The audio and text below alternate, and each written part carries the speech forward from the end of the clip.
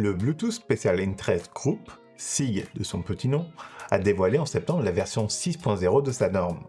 Profitons de cette nouvelle version pour faire un point sur le Bluetooth.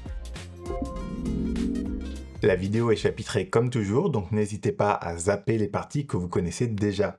Cette vidéo a été publiée en avant-première pour les membres Patreon. Commençons par revenir à la base.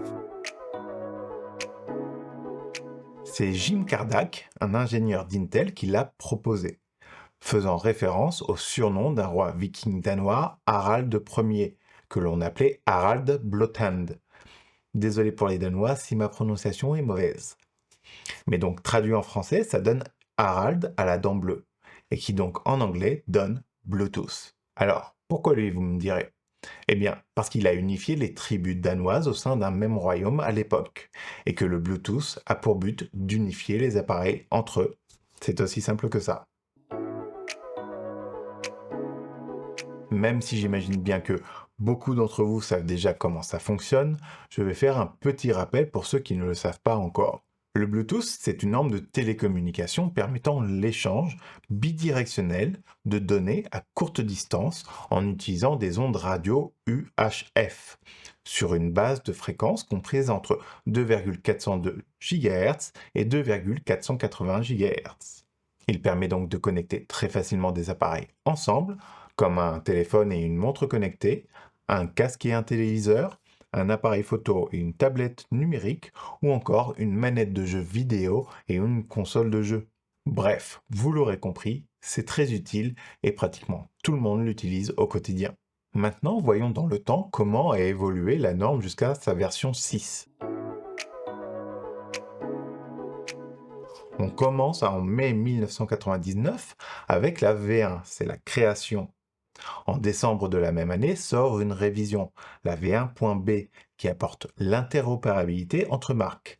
Et ouais, pendant les premiers mois, bizarrement, c'était pas possible. En 2002, soit 3 ans après, c'est la V1.1 qui apportera quelques corrections de bugs, l'utilisation de canaux non chiffrés et l'ajout d'un signal pour mesurer la puissance de réception.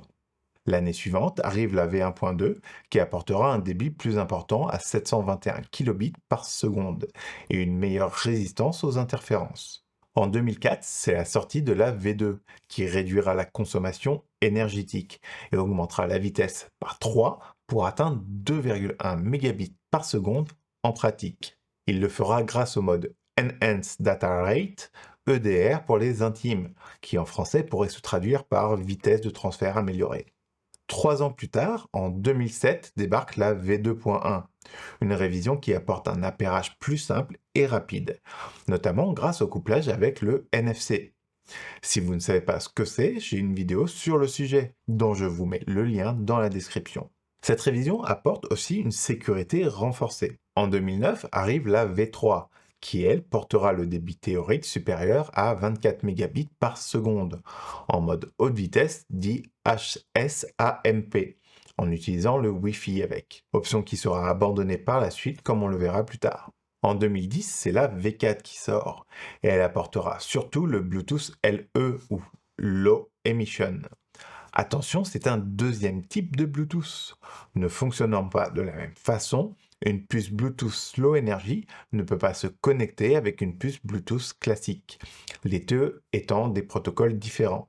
Le classique est clairement là pour l'envoi de données continues avec un débit élevé.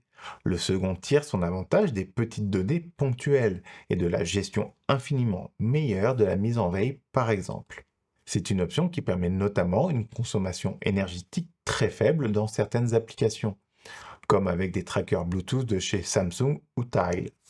En 2013, c'est le 4.1 qui sort. Le Bluetooth classique ne varie pas, mais le LE gagne la connexion de plusieurs appareils sur un seul accès-mètre pour la sortie des smartphones, vous permettant de connecter écouteurs et manettes de jeu en même temps sur votre téléphone. L'année suivante, la 4.2 apportera au Bluetooth LE une réduction de la consommation et des protocoles IP sécurisés pour les objets connectés. Il augmentera aussi par 8 la taille des paquets d'informations pouvant être échangés, augmentant grandement la rapidité des échanges. Il faudra attendre 2016 pour voir apparaître la V5, qui apporte au Bluetooth classique une encore meilleure réduction des interférences avec d'autres appareils, donnant une impression de stabilité améliorée. Le Bluetooth LE, lui, gagne en débit montant et va jusqu'à 1,4 mégabits par seconde en pratique. C'est toujours moins que le Bluetooth classique, mais il s'en rapproche beaucoup. En janvier 2019 arrive la 5.1, qui permet une meilleure géolocalisation des appareils pour le Bluetooth classique. Le LE, lui, gagne la localisation des objets, vous permettant de retrouver vos écouteurs et autres objets possédant une puce compatible. En décembre de la même année, la 5.2 sort et le Bluetooth LE gagne la création d'un codec audio, qui était un domaine réservé au Bluetooth classique. Ce codec, c'est le LC3, et c'est un codec dit Next-Gen, dans le sens où il permet d'utiliser une compression de meilleure qualité que le SBC, le codec audio basique du Bluetooth classique, qui est plutôt vieillissant. En effet, le LC3 est censé garder une meilleure qualité audio à taille de fichier équivalent. Attention, il est cependant plafonné à 345 kilobits par seconde, quand d'autres codecs disponibles sur Bluetooth classique, comme le LDAC, vont jusqu'à 990 kilobits par seconde, bien que celui-ci dans la pratique ait du mal à maintenir un tel débit avec fiabilité. Le LC3 avec sa compression plus moderne réussirait donc à garder une meilleure qualité de son que le SBC à débit équivalent. En juillet 2021 sort la 5.3. C'est l'abandon des modes HS-AMP pour le Bluetooth classique. Le LE, lui, gagnera une amélioration du contrôle des clés de chiffrement et de la sélection des canaux radio. En 2023, c'est la V5.4 qui sort, et le Bluetooth classique est encore une fois le parent pauvre au profit du Bluetooth LE, qui gagne encore une amélioration du chiffrement et gagne de la sécurité supplémentaire de transmission. En 2024, donc l'année dernière, c'est l'arrivée de la V6. Pas de bol encore une fois pour le classique, qui ne gagne rien. Le LE fait par contre carton plein avec l'amélioration de la détection des périphériques, l'amélioration de la localisation et détection de proximité des appareils LE par sondage bidirectionnel, le fameux Bluetooth Channel Sounding.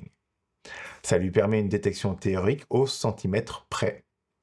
Il gagne aussi une optimisation de la fiabilité, de la latence et des débits. Il acquiert une flexibilité du délai pour améliorer le débit en réduisant le délai ou une efficacité énergétique supérieure en augmentant celui-ci. Et enfin, il gagne une facilitation des connexions. Soyons clairs, la V6 est surtout là pour les objets connectés, appelés aussi souvent IoT pour Internet of Things. Il permettra plus d'applications comme la déconnexion automatique selon la distance, la mise en sécurité après éloignement, etc., etc. On sent bien que le Bluetooth classique évolue peu, alors que son protocole cousin, le LE, lui gagne à chaque version un peu plus de praticité. Gardez en tête que pour bénéficier des améliorations, il faut que les deux appareils possèdent la même version ou celle supérieure du bénéfice concerné. Donc regardez bien quelle version possède votre téléphone avant d'acheter un accessoire. N'hésitez pas à sauvegarder cette vidéo pour y revenir si vous oubliez quelle version apporte quoi. Merci à tous ceux et celles qui mettront un pouce à la vidéo. Vous êtes 90% à regarder la chaîne sans être abonné. Allez-y, ça coûte rien. Et au pire, avec un clic, vous pouvez vous désabonner. Si cette chaîne grandit, c'est grâce à votre support, alors merci à toutes et à tous. N'hésitez pas à partager la vidéo. On se voit à la prochaine. Ciao!